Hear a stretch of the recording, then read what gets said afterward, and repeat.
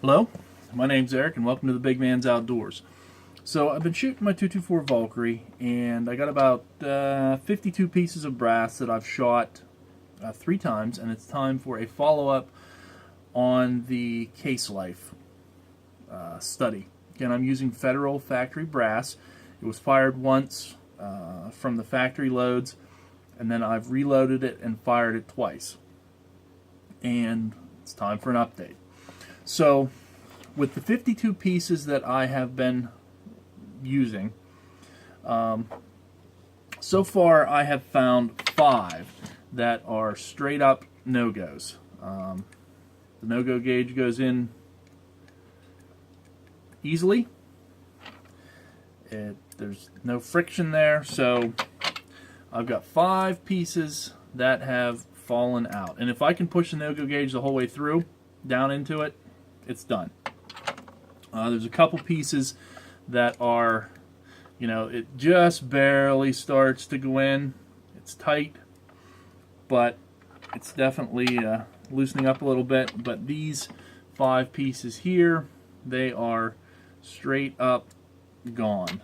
The one piece that I did mark from the first video I did that was a little loose, she's one of those 5 pieces that have fallen out. So I've lost 5 because of the primer pockets, and I've got one piece when I was inspecting it, that straight up has a crack in the neck. You can see daylight through there.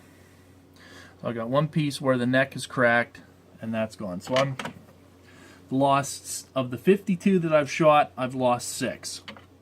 I've got 10 sitting here as well that I notice look like they're starting to get a little stress around the neck. There's just a couple marks, just some marks that look like they might be cracks along the surface. Nothing that I see daylight through. So those are some that I'm going to mark to keep an eye on and see what happens to them. But I've had roughly about, I want to say, well, 6 out of 52, so just a little over 10% have fallen out from the Federal Factory Brass. Now, Gavin over at Ultimate Reloader has done a really good torture test on Starline brass. So if you're curious about that, check that one out. He's certainly gone a lot further than I have with this. He just picked, I think, 10 pieces of brass, started from scratch, and just shot them over and over and over again. So that's excuse me, that's a good video to check out also for brass life as well. But there is definitely something to be said about the brass on this. I'm going to keep shooting these guys. I have some loads I want to verify again. I got the 80 grain ELD, Hornady 80 grain ELD match, the Red Rockets as they're so lovingly called. I want to load up some of those and shoot them again to see if I can verify some results that I found. And I need to do some verification with the Sierra 95 grain Match Kings.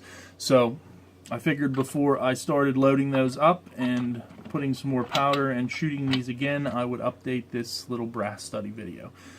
So as always, I appreciate you watching. This is Big Man's Outdoors.